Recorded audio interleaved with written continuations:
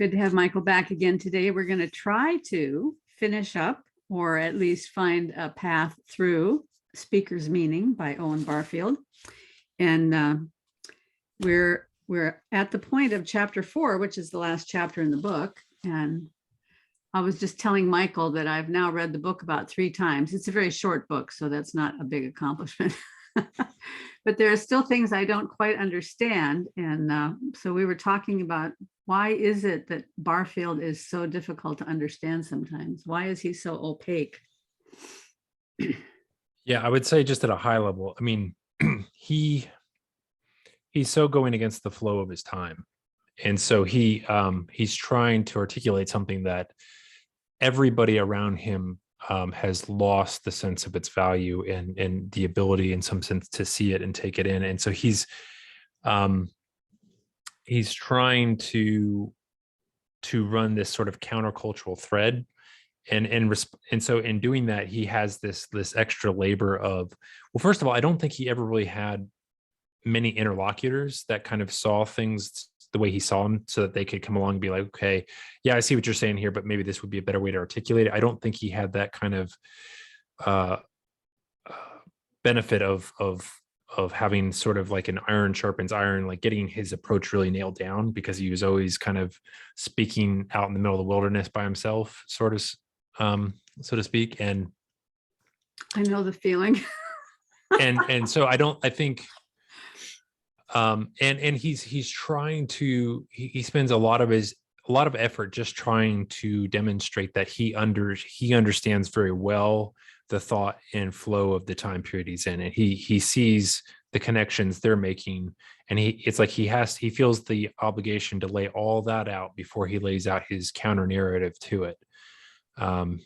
And sometimes I think he's a really intelligent person too, and he has he overestimates the ability of the people to be able to follow a really long thread, because he really takes a circuitous route a lot of times. He takes a very wide route around something to get to his conclusions. So even in this book, like really what he's doing is he's really just trying to make the case that the readers of the book should go take these ideas and go investigate them for themselves, that there's something there worth uncovering. Mm-hmm. Well, what I find happening to myself as I'm reading it, because as you said, he spends a lot of time laying out, he's like steel manning his opponents, right? So, and he takes a lot of time laying out their arguments. And quite often, if I don't pay careful attention, I'll start thinking that's his argument, because he's going round and round and round, and then he'll say something and I'll think, well, wait a minute, that doesn't fit with what he was saying before. Yeah. And then I wind it back and I go, oh, he's steel manning the opposition here. So I have to make a note in the margin. This is what they say. This is what he says. So my book has got all these notes written in it, like trying to figure out what's going on. And but as I follow the argument, he does come at it from a very interesting perspective. He's not just saying, I mean, like I just come flat out and I say, okay, language was a gift. And he doesn't want to come flat out and say that, because everybody would look at him like, oh, you're just another one of those Christian kooks who doesn't know anything. So he goes around the back door kind of. And I thought it might be profitable to just step back into page 58 and 59 before we get to chapter 4, which starts on page 62. Because on 58 and 59, he's making the argument that Speaker's Meaning, when you actually study the history of language, what you find is that Speaker's Meaning is always preceded by lexical meaning. Mm-hmm. Yeah. And that in itself, I mean, that basically says the whole thing right there. But how does he come to that conclusion? Through a study of language. I think that's the important key. Because but it's kind of just a logical sequence, because I can't ever use a word, even if I'm using it in some novel sense. I can't use the word and direct it at you with some sort of shared container called language that we're both in, if that it doesn't already pre-exist. So the given has to precede whatever evolution or nuance or kind of creative impulse that we want to attach to that, to the use of that word. Like something has to be there. I mean, like we don't, and we all know this to be true. Like none of us are going around making up words to serve as the vehicles for any sort of interesting or novel thoughts we have. We take existing words and we try and nudge them slightly and say, well, when I use this word, I mean this very narrow thing, or I mean something more broad than the word itself contains, but I don't have a better tool to grasp Mhm. at, so I'm using this word. Okay, And so so that another one of the points that he makes is that that the original words were not just were never just literal in the beginning. They were always figurative. That figurative precedes literal. yeah. And that's the jump that he makes that the modern scholars can't buy. Right. And I feel like, I agree with the point. So one of the points he's making is, and I'm not sure I completely buy this. This is one thing where I might have a little bit of disagreement with him, because I don't think I think he's right in that in as far as we can make investigations of language, we're limited to written records, right? We don't have the capability of looking back into what preceded that. So what is in essence prehistorical. But if we look at the historical records, the further and further back we go, the more poetical language comes, the more figurative it becomes, the more we see that it's like this idea, and he uses the adjective translucence, where it's like you're looking through one meaning into another, and those two things are concomitant or together. And he always uses the example of pneuma, which can be either wind or breath or spirit, but it kind of means all those things together. And that, so when it's used, but what's funny is, so if it's all those things together, but then when he talks about how it's used in that famous, I can't remember what the verse is in John's gospel, where Jesus is quoted saying, similar to how the wind goes where you can't see the wind, but you can see it's kind of evidence of where it goes. So it is with the spirit. And that's the same word. And so, but he says it's right that so it's interesting there. Like you could almost say that what Jesus is doing there is taking something that is kind of has a sort of togetherness to it, and he's actually kind of delineating them apart. So in that sense, Christ is kind of he's affecting some of this pulling apart and making the distinction between the physical manifestation of something called wind and this other thing which he's referring to, which is the spirit, and saying they're kind of he's distinguishing them there. But I don't, and I think he's right that it does seem like in our earliest accounts of language, it always seems to have this poetical mode to it. But are we right to assume that prehistoric man was always talking to each other in poetry? I don't know. It seems to me that there still may have been a case where people pointed to a tree and they just meant tree, and something, I don't know.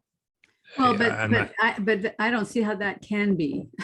Yeah. Because Okay. how could a tree just mean tree to somebody for whom the tree has so many other meanings?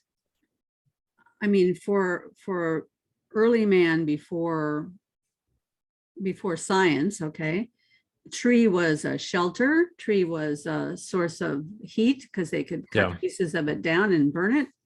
The tree was often a source of food. The tree had a lot of purposes that, I mean, just that go beyond being poetic. Yeah. trees were a functional part of their lives. So you could never look at a tree and just say, oh, that's a tree, because what would that even mean? Right. No, that's a thing that has great benefit to me, or that's an enemy. Things had to be in some kind of categories that would relate to what it means to live.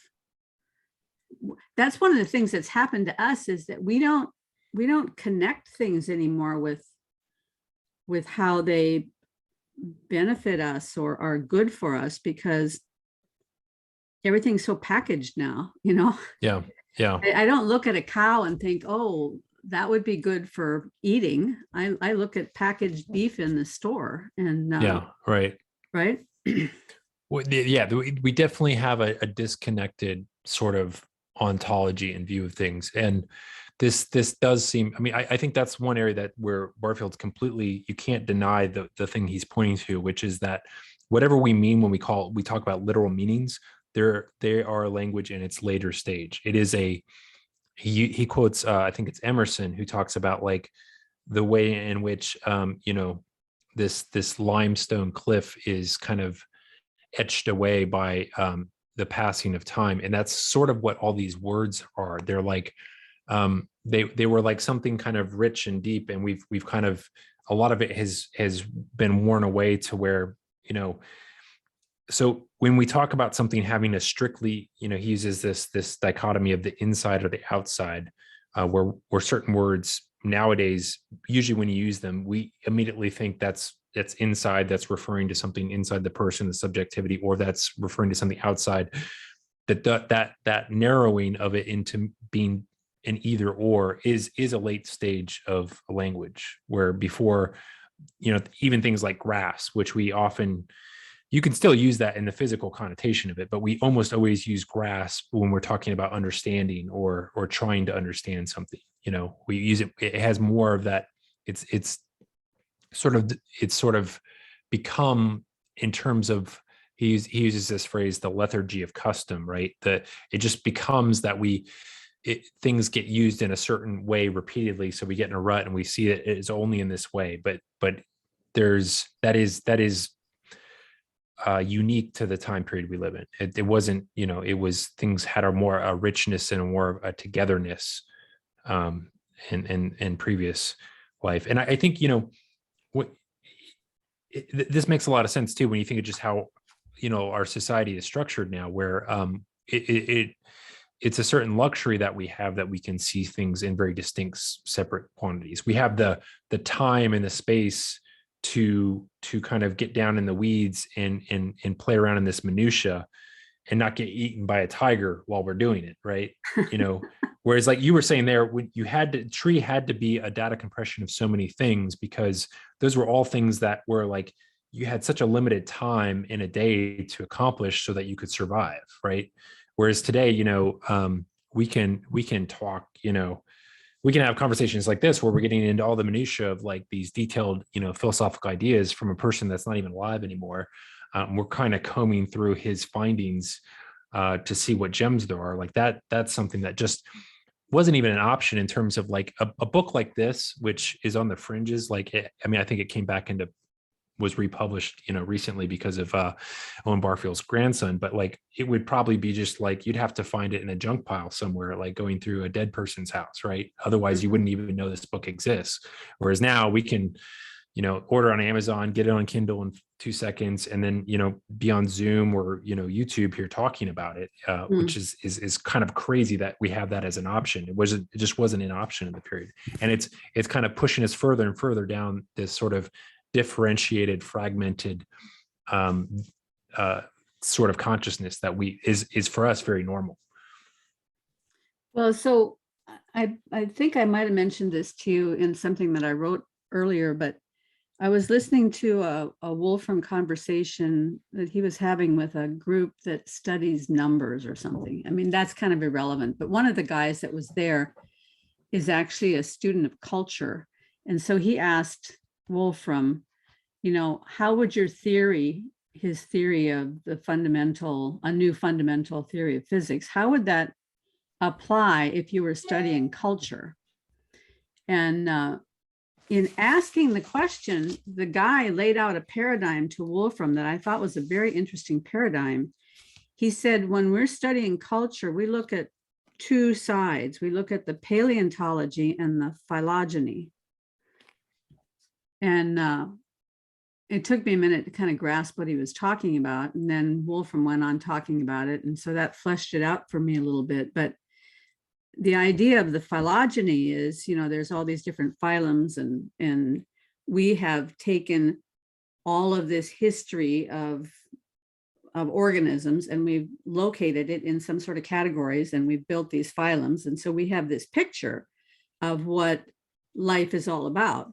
But in paleontology, all they have to work with is all the layers of stuff that's down in the earth, and the sediments, and the things that have been and then broken apart, and then new things have grown on top of that, and then new things have been laid down, and then sometimes there's an upheaval of earthquake and things have gotten tossed around. And so they're looking at this history of stuff, and we take all that and then we try to imagine, and it does require imagination, right? Mhm. Put that into some kind of order. So we have all our little categories, and we build our little towers of what this is all about. So the paleontology is the real stuff that is there, and then the phylogeny is what we've made out of it. And I think that's a kind of an interesting paradigm to use in talking about what Barfield is getting at, because we have our ideas about what language means and how it's been used and where it came from. But Barfield is trying to sift through the paleontology, and trying to see what was really there, not just the categories that we've made of it, or even just over time, the way that languages get, I don't want to say refined, the way that we study our language gets refined, because we have to understand the grammar of our language so that we can study the grammar of someone else's language and figure out how to learn the other language. So we've built systems to make the languages transferable for ourselves. But I think overall language is basically simplifying all the time, not getting more and more complex. It's actually getting more and more simple. Yeah. But one of the things that he said on page 59, he said, in that middle paragraph, he says, we know now, and he's speaking as a philologist, I think, we know now that language can only mean just what it is employed to mean, so that the idea of a universal mistake in the use of language is a non-starter. Now, what he's talking about there is that some of the thinkers of his day were saying that myth and religion were just universal mistakes. Yeah. Where somebody Well, made, had some idea about something, and then everybody else picked it up thinking, oh, that must be true. And then that became a myth. But he's saying, no, that can't be right, because language can only mean just what it is employed to mean. Now, what does he mean by that? well, there's a lot going on there, because, okay, so he's referring to Max Muller, who called myth a disease of language. And the argument Max Muller was making was that this sort of figurative language came into being to describe certain phenomenon, but that the people that used it to some extent, like they didn't think of it in a literal way, like, which I think to some extent is true. Like, I think, similar to like sort of the ways in which we look at and look at Genesis now through, say, like a fundamentalist lens is definitely not the way, the Israelites were thinking about when they read those books. It was situated in a context that is largely lost to us now, such that, and I think it is very difficult for us to imagine that. So I think in some sense, I probably agree to some extent with Max Muller that there was there was a more figurative, symbolic, to use Pageau's term, reading of these texts, right, on myth. And today, when we come to the text, but Muller's thing is that the people that originally made that, like, this is where Barfield's criticizing Muller's. He's saying, like, they invented it this way, and then they immediately forgot that and thought it was all literally true, which I don't think the people did. But again, it's complicated because, okay, yeah, it's not literally true in the sense that it's not doing what we try to do today when we talk about truth, where we've narrowed truth to like scientific, objective, external, outside descriptions of reality. It's definitely not doing that, for sure, right? We know that, because that's just when we look at the consciousness of these people, which we have ample evidence of via what they've written down. These words meant different things to those people back then. They meant, and it points to a consciousness that's fundamentally different than our own, which sometimes I even think Barfield forgets how much that complicates things when if his evolution of consciousness is true, which I don't think is, it's difficult to argue against, right? I think he provides a wealth of information in his various books that this is just looking at the meanings of words and the way they change, that this is absolutely going on. But that makes it very complicated when trying to understand these old words. And even it just seems like even like the history of Christianity, just as like which we have much more access to than some of these older myths, right? Because we have a certain context, a historical interpretive lens, that we are part of a community of people that are, all working together to try to understand this. Even within that historical community, it looks like a lot of arguments that come about in the church come about because of the changing meanings of words. Like a big one obviously is like transubstantiation, which I think comes about in the Middle Ages. I think it's Thomas Aquinas who's using it, and he's using it as a way to try to apply Aristotelian metaphysics to an understanding of Christian doctrine. He's trying to like put it in some sort of term, but then you have the reformers that come along later, and they don't understand the way he uses that word. So there's a fundamental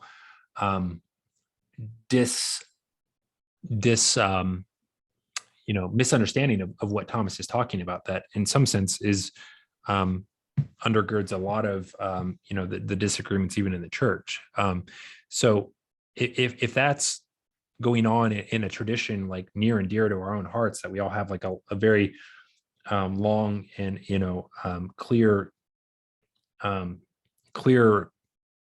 stake in trying to figure this out, if that's going on with that, how much more is it the case for things like ancient Roman mythology and all these other things that we don't have any sort of that we don't have that length of historical tradition to look into at all, right? It's severed from us. So I think when we look back at these things, do we understand what they're trying to say? Not really.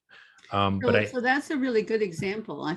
Thank you for giving me that one. That transubstantiation is a really good example, because I'm going to rephrase it a little bit. He says, we know now that language can only mean just what it is employed to mean.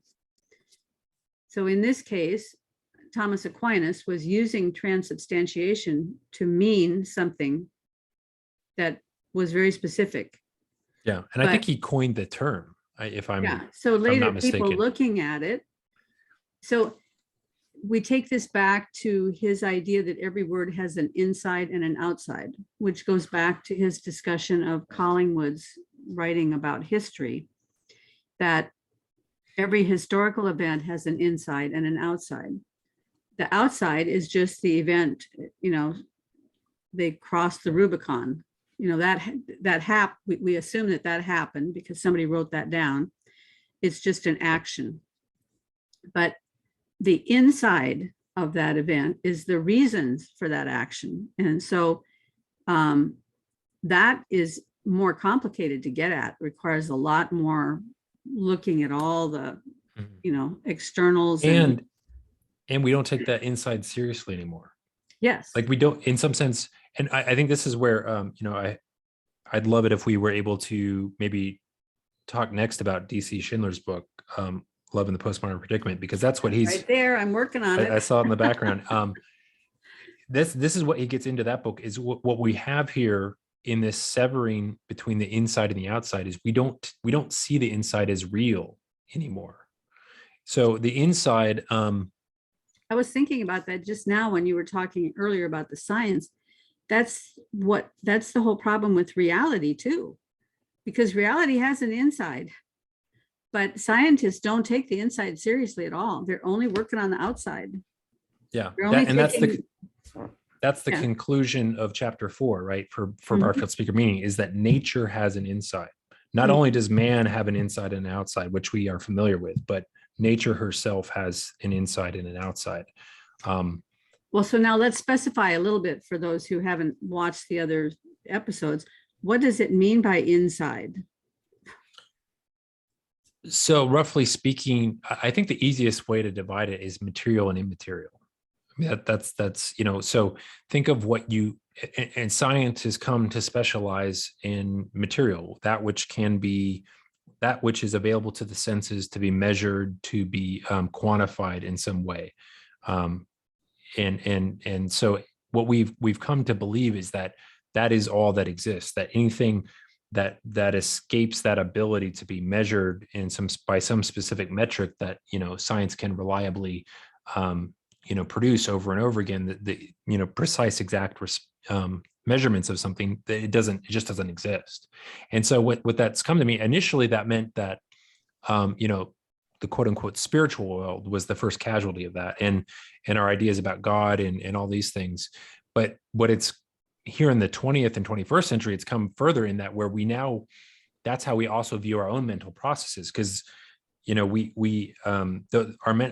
mental processes are the inside of us, and we don't, now that is it's been severed from any sort of reality because of its we can't quantify it in those ways. And so and this is what let me refine that just a little bit more. It's not Sure. just the immaterial and the material, like the immaterial being the inside and the material being the outside. Certainly in Collingwood's case, where he's talking about history, the inside of history is the thoughts and feelings of people, which wasn't the immaterial thing, and the outside is the actual action. But we can also look at the inside as being the complexity that's involved with computational irreducibility, and the outside being that which is computationally reducible, right? Right. So, or Barfield's the represented and unrepresented, which comes up, that's in Saving the Appearances, right?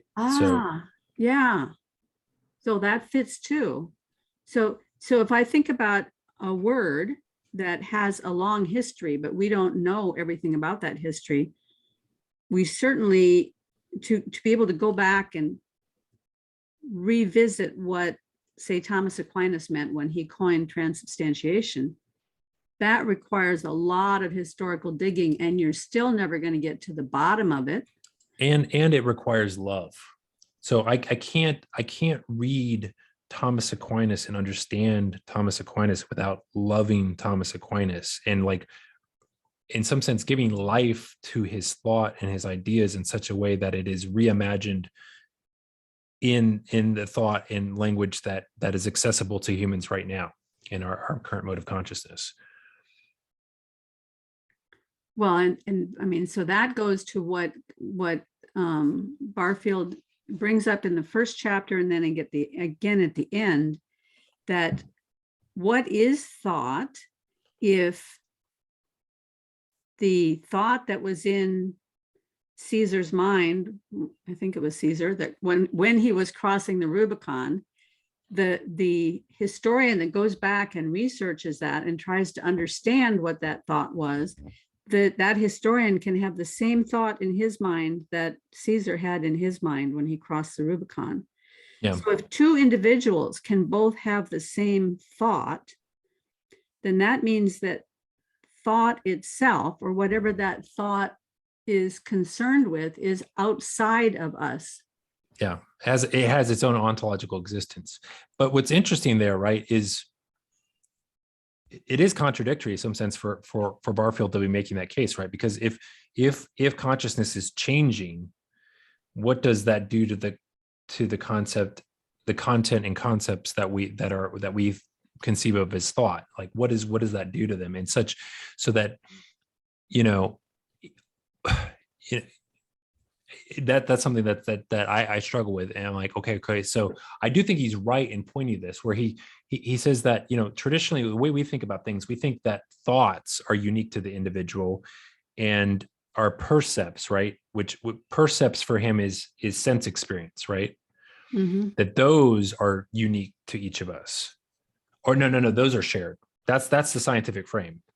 Whereas he's saying, actually, no, it's the other way around. The percepts are all private to each of us because we're all sitting in a kind of unique perspective. We all are situated within this this cosmos in a very particular place and have a very particular set of you know, all these historical factors that kind of condition the way we perceive. So those are very private.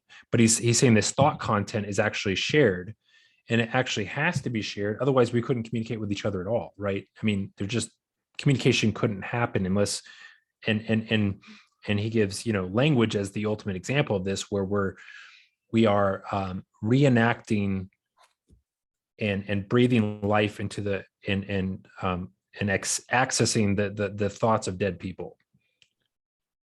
Mm-hmm. through the use of every word we're using right now, and as we communicate and talk. Well, so in that sense, so I was thinking about words and language in that sense being very much like mathematics,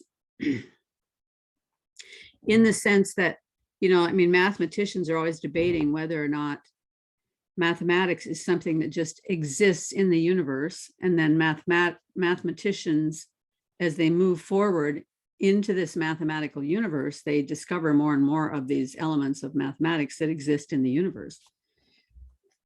Not everybody believes that. Some people believe that math is invented, but a lot of the mathematicians that have gone far enough along on this path say, well, no, these things are out there to be found.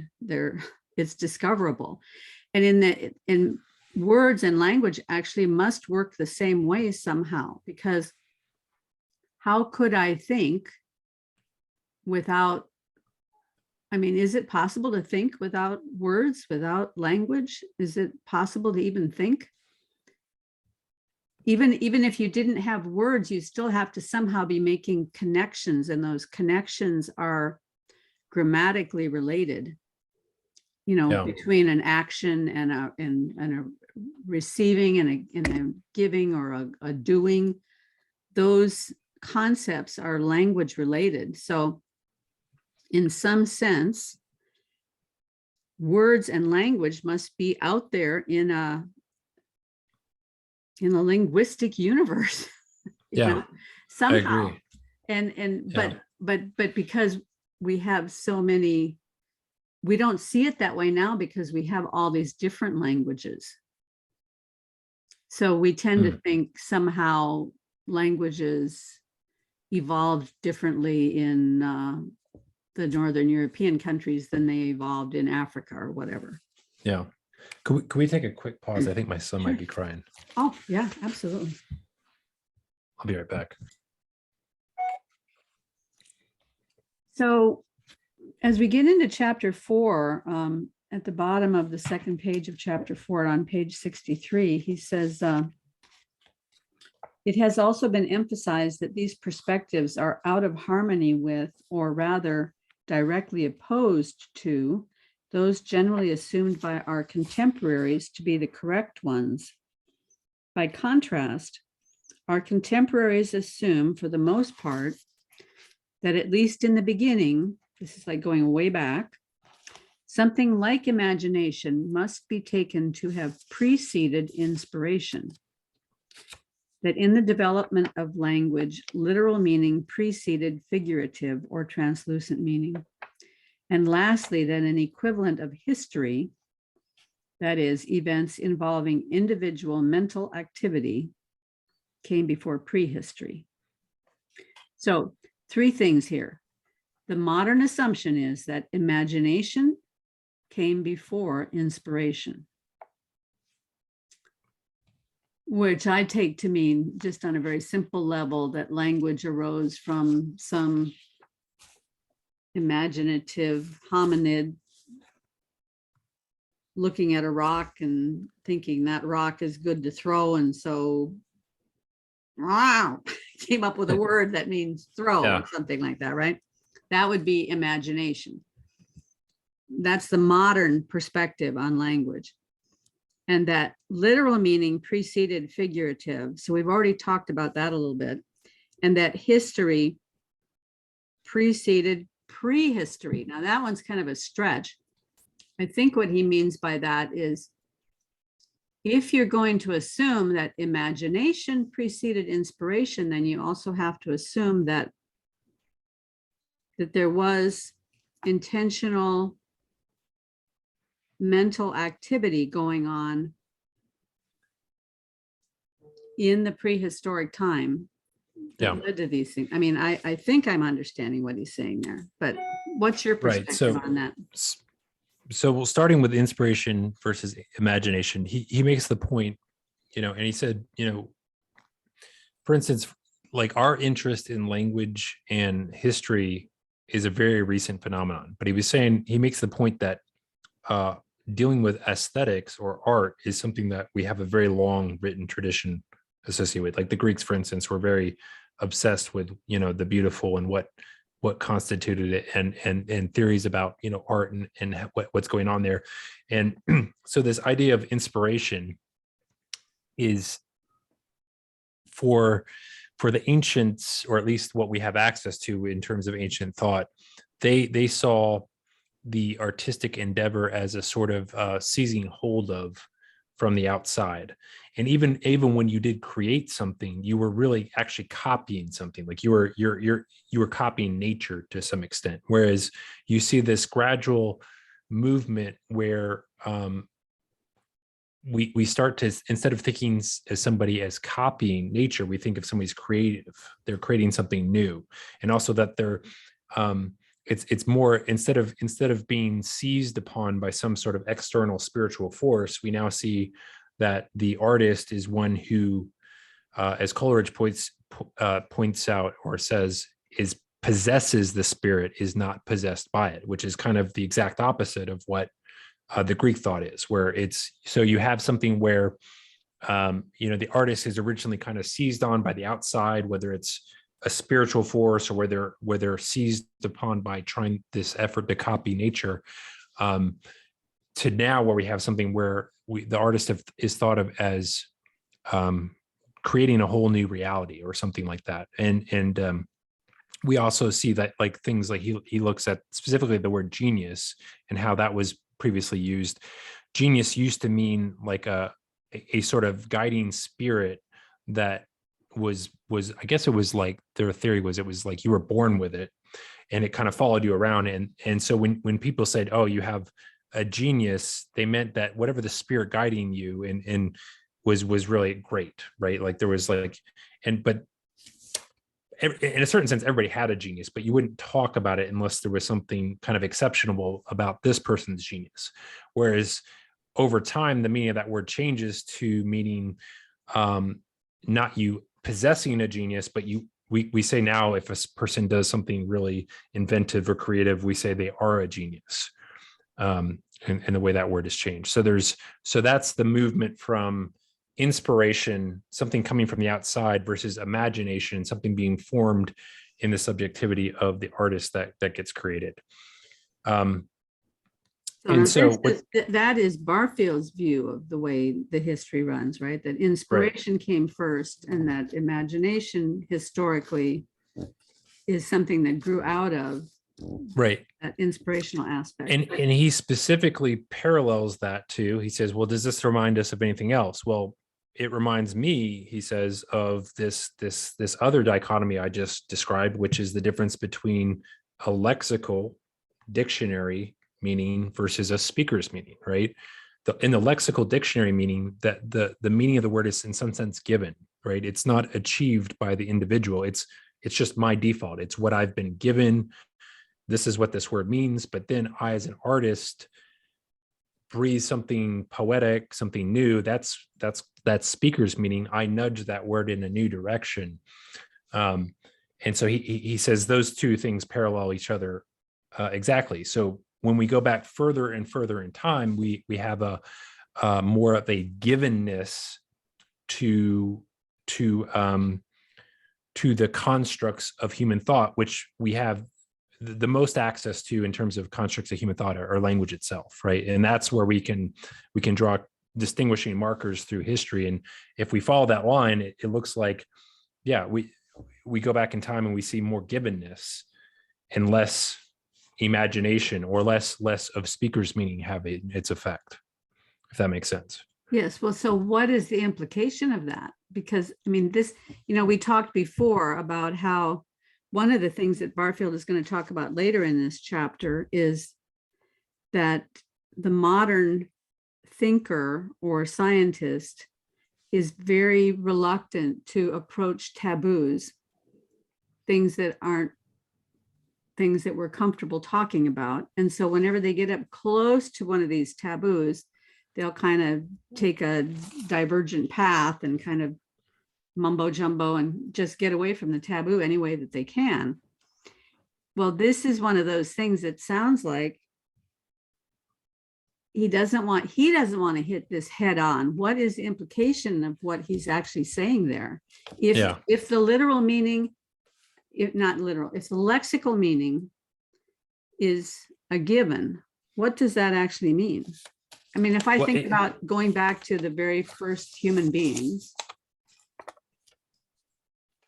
mean, let's go all the way back to the beginning. Well, it means that language must have some super sensible source. It can't, it's not, it must have its origin in some of these quote unquote inside immaterial realities that,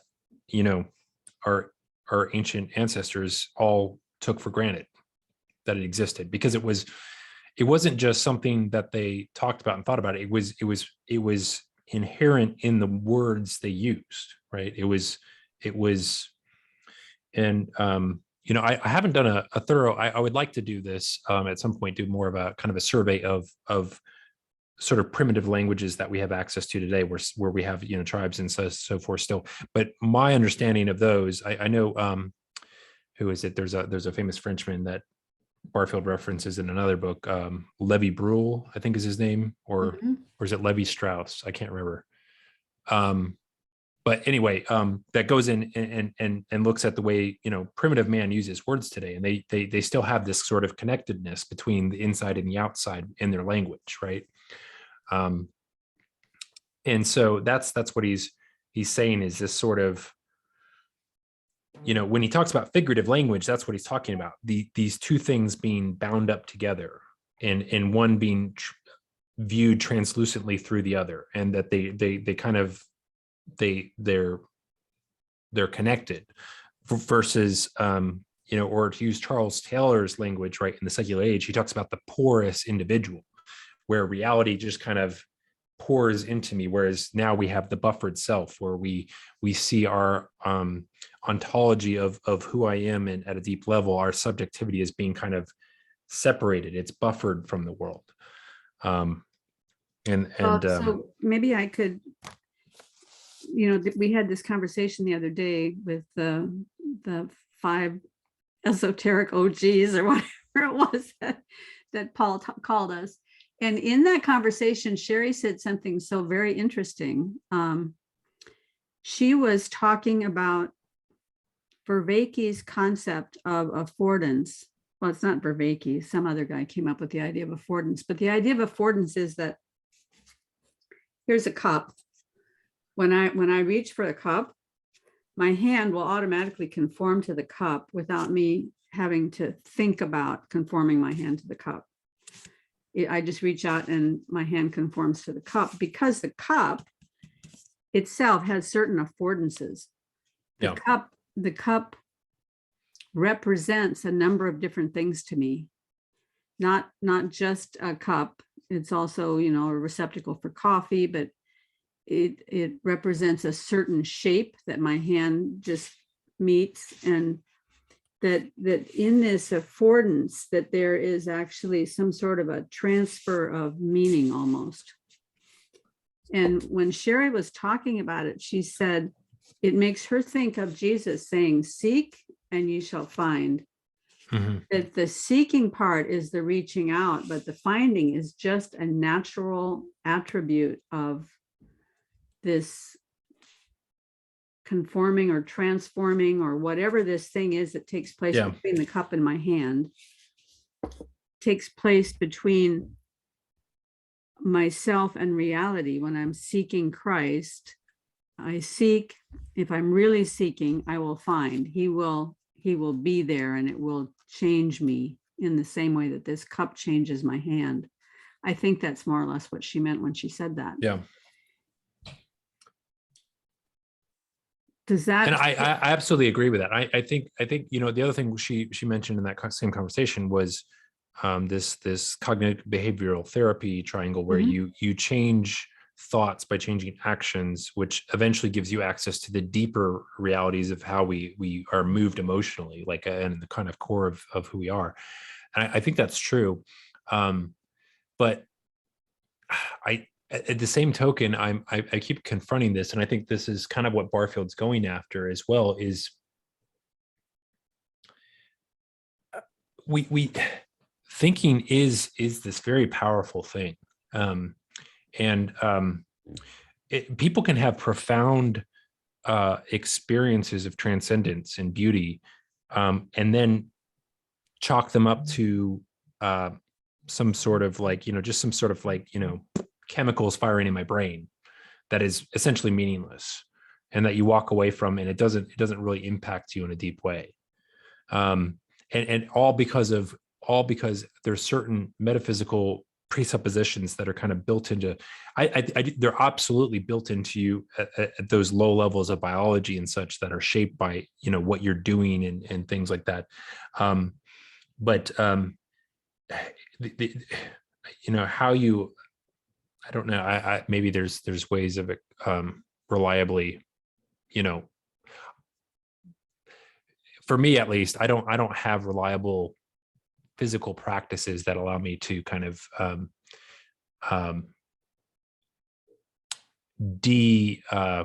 what's the word, like deconstruct some of those like materialist ontologies that are kind of just built into me by the fact that I'm engaged in a culture that has that at its core, right? You know, it's everywhere I go, and I think it's also in the church as well, which is part of why you know, the church is having the problems it's having, because it's trying to preach about a gospel that only makes sense in this other mode of consciousness, but while also doing it while having a lot of the presuppositions of the materialistic age as a part of that are kind of undergirding its thinking and the way it moves through things as well. So for me at least, I still think, and that's why for me, like, there's an existential importance to like even conversations like this I'm having with you, because it's helping me to kind of disassemble some of those patterns of thought that block my ability to see God's participation with the world, or my participation with God, if that makes sense. Mm-hmm. Well, I know I really liked what Sherry shared there about how your actions can affect. Is it action affects thought, and then thought affects emotion, or is it the other way around? Your actions affect your. Because my temptation has always been, I got to get my head in the right place, or I have to get my emotions in the right place before I can do the thing that I know I need to do. And that's been nothing but destructive in my life. You know, just do the right thing, and don't worry about your motives. If you're doing the right thing, you know, eventually your motives will come along. I think that's more or less what she was saying. And it's always been an easy out for me to say, well, you know, I can't get my head in the right place, or I can't get my emotions in the right place. Therefore, I can't go work out, or Yeah. whatever the thing is that I need to do. But I think it also relates to other things like generosity and cleaning your room and, all the things that are just required to have a decent and orderly life. One thing that just occurred to me is one of the most important actions we engage with as humans is our speech. It's what we say. And that's why I think, conversations like this where we're in dialogue are really important, because it is a sort of action to tentatively put some sort of, alternate construction of things into the world, and to, allow that to undergo the scrutiny of, like maybe it's ridiculous, or maybe it doesn't hold on its own weight or something like that. There's something, it is really important that you say certain things, like even like, we, in our conversation today, we're talking about like, Alcoholics Anonymous and that program. There's important parts of those steps that where you have to articulate something with your language, which in my mind brings to mind, what is it, in the book of James, where it has this metaphor of the tongue being this sort of rudder of the ship. And if the person that can control that can control the rest of the body, because it sort of sets the course in many profound ways for what we actually end up doing. Wow, that's so interesting. I never thought about that verse in conjunction with what Peterson is always talking about when he says, speak the truth and trust that what comes of that will be good, regardless of what it may actually look like. And I'm guessing that there's some parallel to that with navigating a boat too. That there are times when you have to employ the rudder, and the initial consequence of employing the rudder may be somewhat disconcerting. But if you continue to do the right thing in navigating the ship, you're going to be okay eventually. Yeah, that's really interesting. And it is, I noticed this the other day when we were talking, there was a question that I wanted to ask, but I knew that the question butted up against one of these taboos. And I literally, it was like I was stopped from saying the words. And I have recognized that feeling in myself many times when I've been in conversation with somebody, or sometimes even when I'm praying. I'll be wanting to ask for something or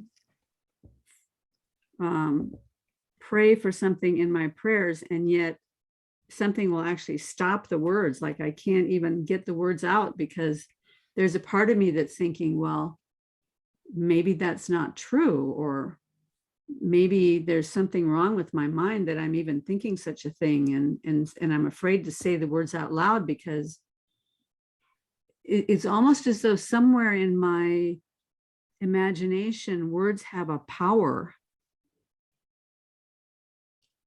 And so I'm afraid to use words in the wrong way, that I might actually be calling something into being that shouldn't be there. But I'm sure it works both ways, that we avoid using certain words because we don't want to get into trouble, or we don't want to look bad. But then there also may be times when the Spirit is impelling us not to use certain words because they would take us down a bad path. Right. I think that's part of what I absolutely agree with that. I do think, I mean, it's very interesting. I think we underestimate, again, the